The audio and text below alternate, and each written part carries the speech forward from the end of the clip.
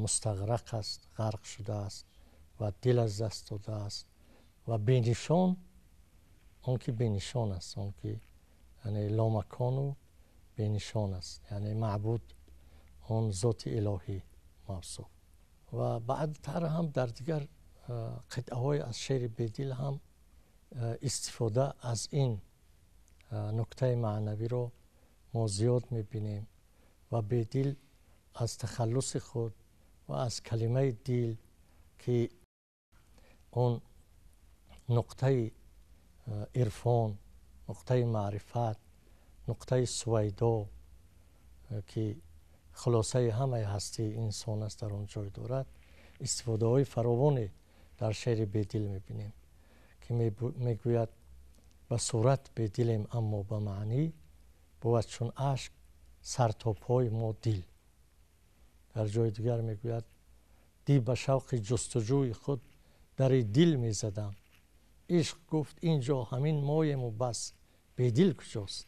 یعنی در اونجا دیگر بیدل هم خودش هم ره ندارد. اینجا میگوید که میروم من به مقامی که تو هم می آیی. یعنی این انتظار، اون انتظاری هست و این راه سپاری به کوی مقصود، به کعبه مقصود راه سپاری هست که خودی همون روندگان این طریقت از هر جایی که باشند، اگرچه از یکدیگر غافل باشند، در همون نقطه یگانه جمع می شوند و به اون مقصود می رسند. و بیدل این نکته ها رو از دید حکمی و فلسفی در شعر شرح و بسط می دهد. اینجا گفتنی است که ما مثلا معمولا میگوییم که شاعران حکیم، شاعران فیلسوف ما مثل حکیم ناصر خسرو، عمر خیام، مولانا، حافظ شیرازی، سعدی، اینها شاعرانی هستند که بیشتر حکمت پردازی کردند، یعنی نکته های حکمی و فلسفی رو در اشعار خود آوردند. مثلا در خیام، خصوصا خیام که کاملا یک شاعری فلسفه پرداز شناخته شده است، اما یک تفاوتی هست بین بیدل با اکثر این گونه شاعران این جریان و این رویه، این است که مثلا خیام مشهورترین نکته های فلسفی رو در شعرش به زیباترین صورت سروده است.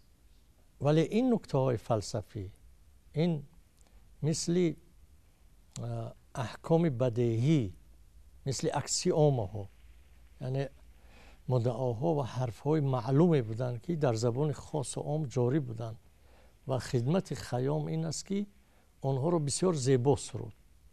مثلا همونجا که میگوید این کوزگران که دست برگل دارند، در هوش و خرد نیک برو بگمارند، هرگز نزنند مشت سیلی و لگد، خاک پدران است نکومی دارند. یا جامی است که عقل آفرین میزندش، صد بوسه زمیر بر جبین میزندش. این کوزگری دهر چنین جام لطیف میسازد و باز بر زمین میزندش. اینها همون مسئله خلقت، جبر، اختیار، یا رب تو گلم سرشته من چی کنم، پشم قصبم تو رشته من چی کنم، هر نیک و بدی که از من آید با وجود، تو بر سر من نبشته من چی کنم. اینها همون نکته های مشهوری هستند که مثلا در دهلیز ها و دالان های مدرسه های اون روزگار بحثی مثلا روزمره طلبه ها بودن، برای همه معلوم و مشهور بودن. این نکته موضوع های مشهور بودن، موضوع های بودن که پاسخ آنها هم با شرح و بسط مفصل تا آن جایی که میسر است برای انسان گفته شده است. تفاوت بیدل با این نوع بیانات شعر بیدل آن است که در شعر بیدل ما جریانی، پروسسی اندیشه فلسفی را میبینیم. تنها حکم را نمیبینیم بلکه محاکمه را نیز میبینیم. نکته های تازه را میبینیم که شاید تنها مثنوی معنوی باشد که از این دیدگاه با سیاق شعری بیدل قابل مقایسه باشد. ما جریان افکار فلسفی و نکته‌های تازه و ناشنیده رو اونگونه که در یک رساله فلسفی عالم تحقیق میکند و به خلاصه میرسد میبینیم. یعنی غزل بیدل در عین حال که غزل ادبی است، مال ادبیات هست، یک رساله علمی است، یک رساله علمی فلسفی است. فرض کردیم مثلا یک چیزی جزئی بگیریم، این همین شمعی که در روبروی ما قرار دارد، چقدر وصف شده است در ادبیات ما. در ادبیات ما یکی از ابرزهای مشهورترین است. همه ترکیب‌های آن، همه اجزای آن، همه زیبایی‌های آن، همه حکمت آن گویا سروده شده است. ولی بیدل با همین ساخته دستی بشر و همین نعمت الهی با یک نگاهی فلسفی نگاه میکند و میخواهد که یک نکته فلسفی هستی شناسی رو در مثال آن برای ما شرح و بسط دهد. میگوید هیچ کس بر شمع در آتش زدن رحمی نکرد، از ازل بر حال ما میگیرید استعداد ما. در عین حال از نظر تصویر و ترکیب شاعرانه همان گریه شمع است که مثل آب قطره اشک در پهلویش یخ میبندد. از ازل بر حال ما میگیرد استعداد ما. هیچ کس بر شمع در آتش زدن رحمی نکرد، از ازل بر حال ما میگیرد استعداد ما. در حقیقت این نادر و ناگفته و تازه و جالب است و یک حکمت تازه است به نظر ما. عجیب است چرا بر شمع کسی رحم کنه در آتش زدن؟ چرا دل کسی نسوزد که همچنین یک موجود زیبا نابود می شود، سوخته نابود می شود؟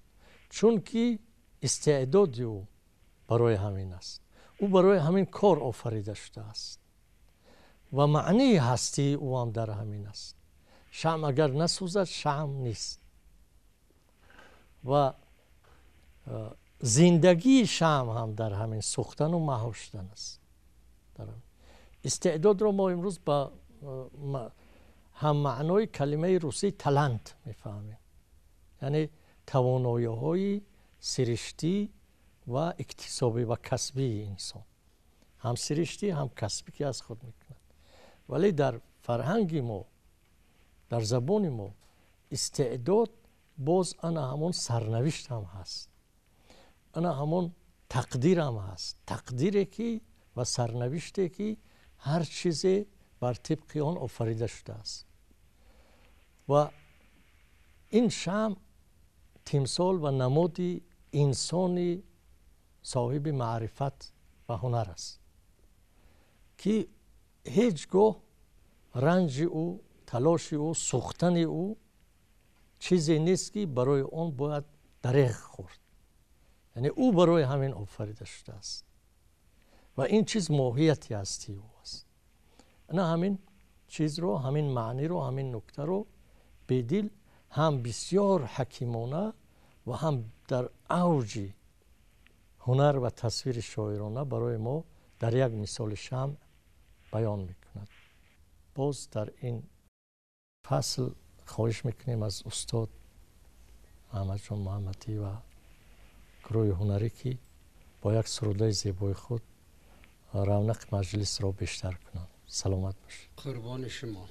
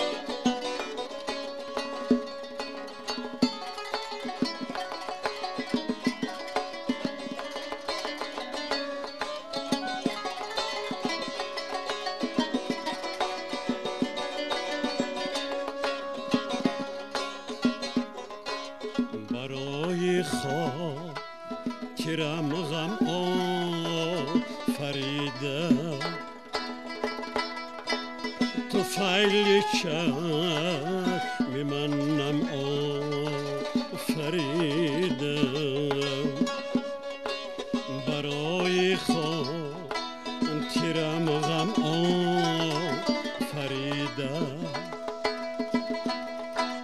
توفیلی چشم میمنم آفریدم.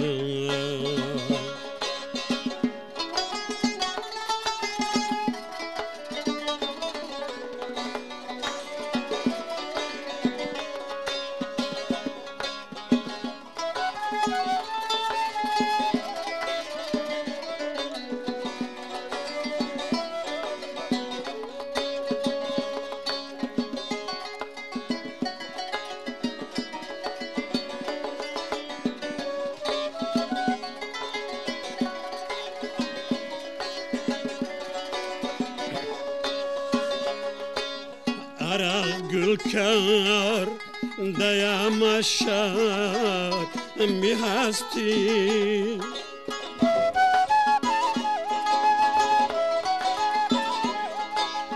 Arak gülkar dayamışar mi hasti. مرا از چشم شبنم آفریدم. مرا از چشم شبنم آفریدم.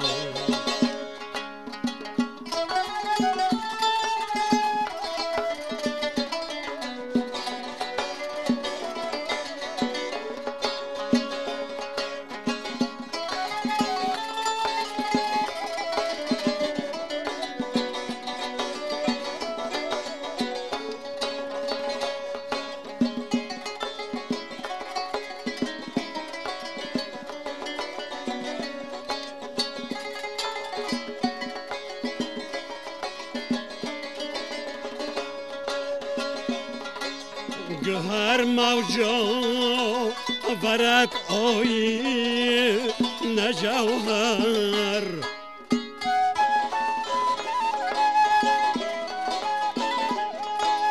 گهر موجا ورد آیی نجوهر.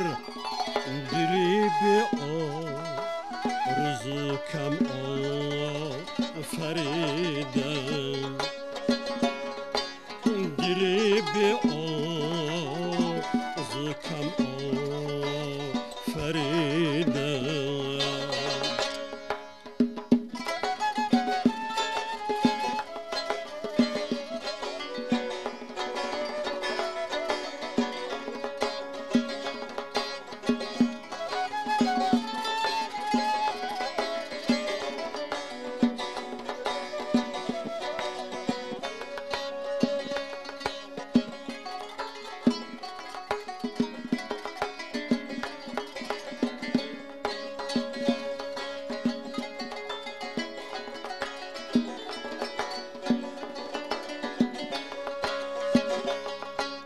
ودایغم چرا گلنام کردن. ودایغم چرا گلنام کردن. طرب رو ما تمیغم آفریدم. طرب رو ما تمیغم آفریدم.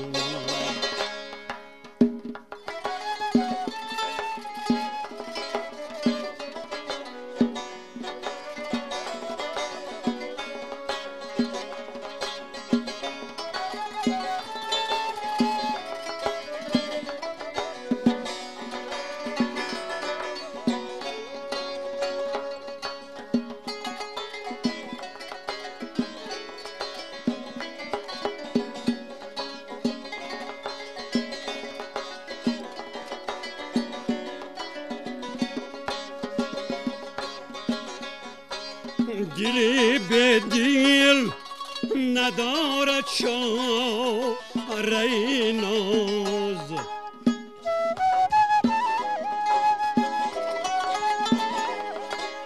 دلی به دل ندارد چاره ناز.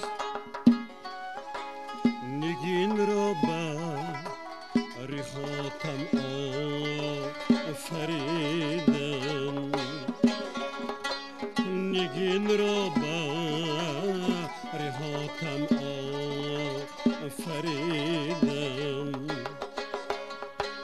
برای خاطرم غم آفریدم طفیلی چشم منم آفریدم طفیلی چشم منم آفریدم.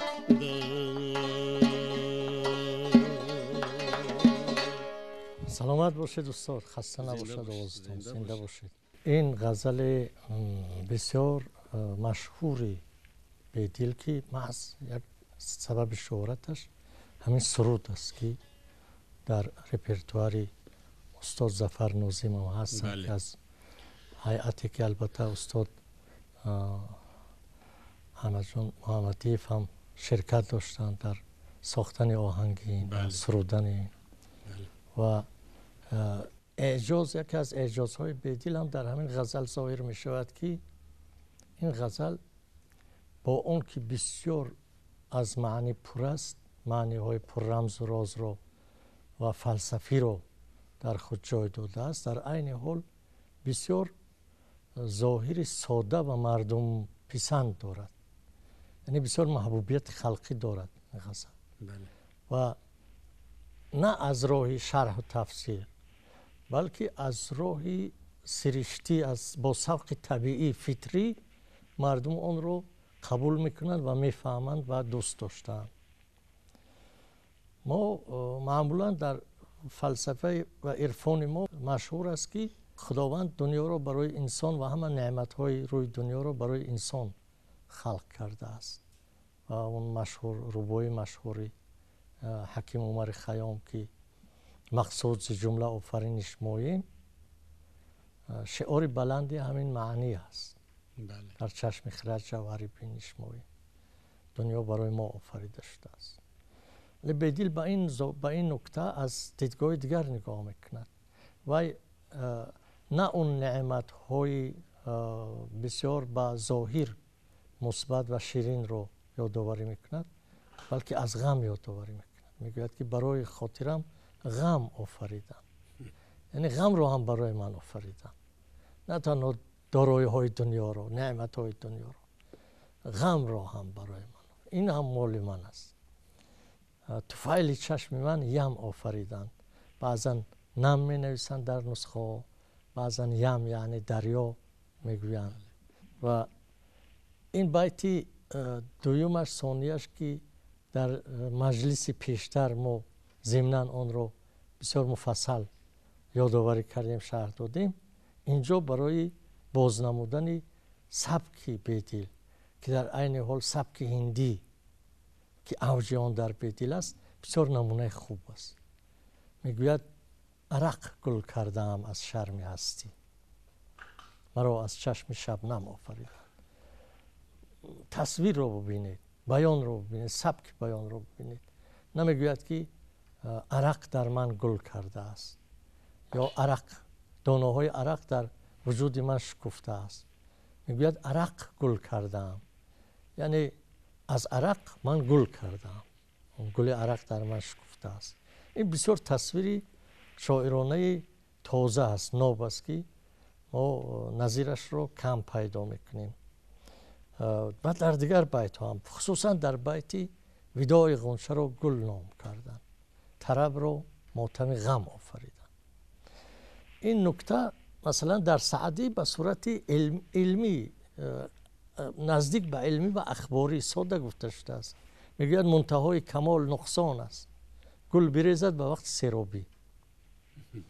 یعنی هر چیزی که به نهایت کمال خودش میرسد از اونجا به تنزل شروع میکند، یعنی به اوج، مثل شرشره، مثل آبشار، به اوج بلندگی خود که رسید از آن نقطه باز به پایان حرکت را شروع میکند. منتهای کمال نقصان است، گل بریزد به وقت سیرابی. گل در عین سیرابی و شکفتگی خودش به ریختن شروع میکند، مثلا صدبرگ، مثلا لاله. این محض با همینه که مثلا سعدی گل رو برای بیان این معنی انتخاب کرده است و گل خودش یک چیزی لطیف است، زیبا است و شعریت دارد، دیگر کار شاعرانه خاصی نکرده است، کار عالمانه است، حکمی فلسفی است که منتهای کمال نقصان است، نقطه برگشت است. ولی اکنون سبک هندی که ما در بدیل میگوییم از همین نکته هایی که میتوانند به طور ساده مستقیم بیان شوند چقدر ظرافتکاری های شاعرانه رو امکان میدهد. میگوید وداع غنچه رو گل نام کردند. خود کلمه وداع تشخیص میشود، شخص میشود که اون رو میشود باز نام کرد. وداع خودش یا اسم معنی است، اسم جسم ندارد، دیدنی نیست انسان، ولی مثل انسان تشخیص میشود که باز او رو نام کرده میشود. غنچه خواسته است که برای خیر خوش کردن، وداع کردن لبش را باز کند که وداع گوید، گرفتن همین کاری را گل گفتن، گل نام کردن. و طرب رو ماتم غم آفریدن، شادی رو برای غم ماتم کردن و به همین واسطه غم رو کشتن. یعنی این وداع غنچه که در اصل نشانه وداع کردن غم است، باید غم باشد که اون وداع میکند، از دنیا میرود، این رو انسان به اراده خود، به اراده خیر خود از او چیزی ساخته است که مثل گل مایه شادمانی است و غم رو میکشد، مغلوب میکند. یعنی درک انسان، معرفت انسان و اراده انسان میتواند از مرگ زندگی آفریند، زندگی سازد. و در نهایت هم بسیار ختمی، مثل همون که میگوید دلی به دل ندارد چاره از داغ، نگین را بهر خاتم آفریدن، همین ختمی خاتم است. خاتم این نقشه مهری است که در سنگ انگشترین میکنن و دلش رو به دل به همون سنگ انگشتر تشبیه میدهد که در روی او خاتم کنده شده است، یعنی نقش مهر. و با واسطه این نگین های خاتم کاری شده نامه ها رو مهر میکردن، اون نامه ها بعد اعتبار پیدا میکردن. یعنی دل به دل از داغ چاره ندارد، از درد، از رنج، از اون رنج، داغ، درد، رنج، محبت، عشق چاره ندارد. زیرا مثل همون که در مثال شمع گفته، چیزی نیست که کسی رحم کند برای کندن این داغ در روی او، بلکه او برای همین کار آفریده شده است و به همین واسطه او معنا پیدا میکند و الا یک سنگی کمبها میماند. و همین نقش خاتم که در عین حال خاتم باز تلمه است، اشاره نازکی است و خاتم النبیین، یعنی خاتم پیامبران که همه عرفان و همه معرفت و همه فرهنگی، مثلا اون چیزی که منظور بیدل است، در اون جمع بست می شود و اعتبار پیدا می کند، هویت پیدا می کند. به همین واسطه این مطلع برجسته را در ختم غزلش مثل همون نگینی خاتم کاری شده می نشاند. سلامت باشید و من در همین ختمی و خیر و ختم زیبایی این مجلس که حضور شما اون رو البته زیبا و مزین کرده است، میخواهم که باز با یک غزل سروده معنوی بیدل و آن حسن مقطع بربندید. استاد بفرمایید. سلامت باشید.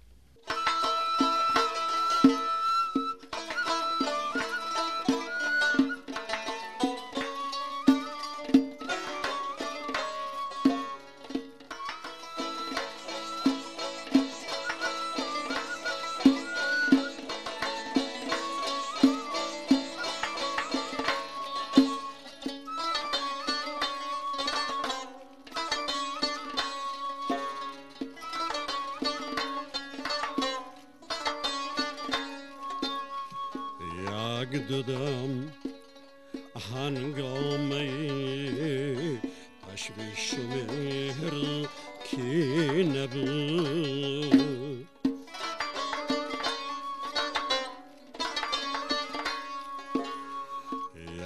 دادم هنگامه تشویش مهر کی نبود هرچی دیدیم مهمان